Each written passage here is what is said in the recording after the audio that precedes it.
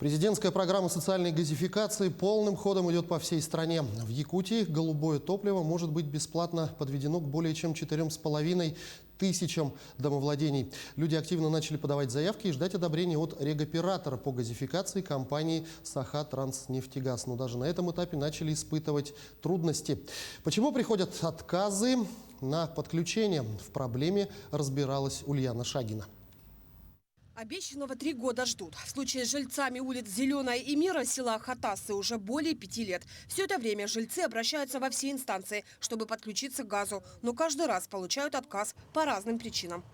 Когда я подавала заявление сперва, чтобы подключиться, например, от соседа, сказали, что давления не хватает. Вот позавчера буквально нам пришел отказ по социальной газификации. Что сказали? Формулировка была такая.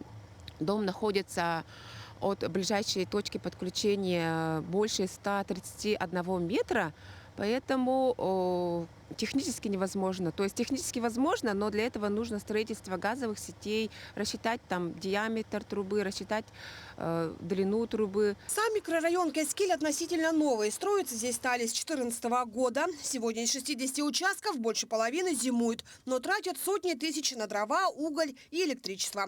Остальные зимой уезжают в город, вынужденно арендуя квартиры, либо ютятся у родственников.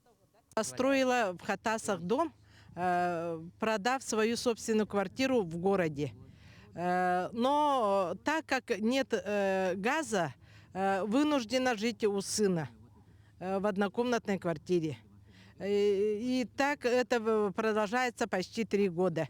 Сегодня в микрорайоне Кескиль только 3 участка подключены к газу. Остальные уже много лет никак не могут дождаться подключения. При этом сам микрорайон находится в центре села Хатасы. И люди никак не могут понять, почему их вопрос никак не может быть решен.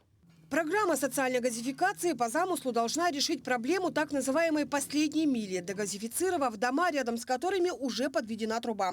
Если раньше за это платили сами собственники, то теперь обязательство на себя полностью берет государство. Задача такая дана, и мы ее выполним обязательно. Другого быть не может. Но еще раз, программа делится на этапы, и в первую очередь, и вот как раз задача 2022 года подвести газ к домам, обеспечить, привести газ в дома, да, к людям, там, где нет дефицита пропускной способности.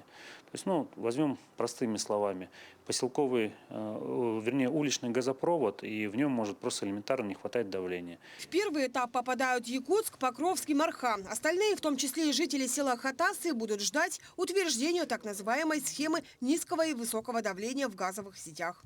Строительство распределительных сетей должно определять схемы газоснабжения. До сегодняшнего дня у нас схем газоснабжения не было. Сейчас эти схемы будут утверждены и внесены в программу газификации. Соответственно, мы будем знать, какого диаметра, какого протяженности газопроводных должны быть построены в этих районах. Когда эта работа будет? Программу газификации мы должны утвердить до конца этого года, до 1 декабря. Жильцам же улиц Зеленая и Мира остается ждать и надеяться, что после утверждения схемы газоснабжения в их участке наконец-то придет обещанное голубое топливо. Якутия-24 будет следить за развитием этих событий. Ульяна Шагина, Георгий Григорьев, Якутск, Хатасы.